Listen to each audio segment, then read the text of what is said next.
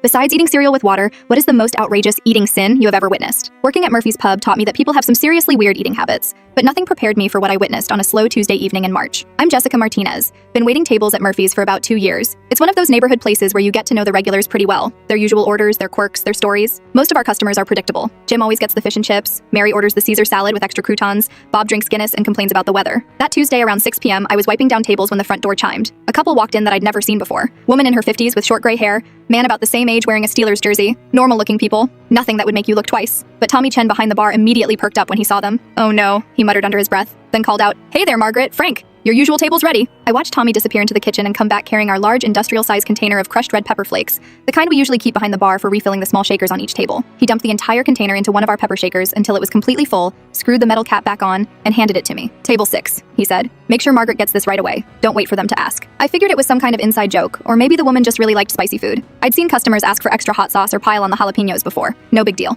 I walked over to their table with the overflowing pepper shaker. Margaret smiled when she saw me approaching with it. "Thank you, sweetheart. You must be new. I'm Margaret Patterson. This is my husband, Frank. We come in every Tuesday." "Nice to meet you both. What can I get started for you tonight?" Frank ordered the shepherd's pie and a beer. Margaret looked at the menu for maybe 10 seconds before closing it. "I'll have a small cup of the French onion soup, please, and just water to drink." Standard order, nothing unusual. I put it in with the kitchen and went about my other tables. The soup came up about 15 minutes later. Normal portion in one of our small ceramic bowls, cheese melted on top, looking exactly like French onion soup should look. I set it down in front of Margaret, and that's when things got weird. Without saying a word, she picked up the pepper shaker and unscrewed the metal cap completely. Not just loosening it to shake more out, she removed the entire top so the opening was completely exposed. Then she turned the shaker upside down over her soup bowl. I watched in fascination and horror as she dumped the entire contents of that shaker onto her soup. We're talking about enough crushed red pepper to season pizza for a month. The stuff poured out like sand, covering the melted cheese completely, and forming a small mountain of red flakes that rose at least an inch above the rim of the bowl. Margaret stirred it all together with her spoon, turning the soup into this thick, crimson mixture that looked more like chili powder paste than anything edible. The smell of concentrated capsaicin started burning my nostrils from 3 feet away. Frank just sat there eating his shepherd's pie like nothing unusual was happening,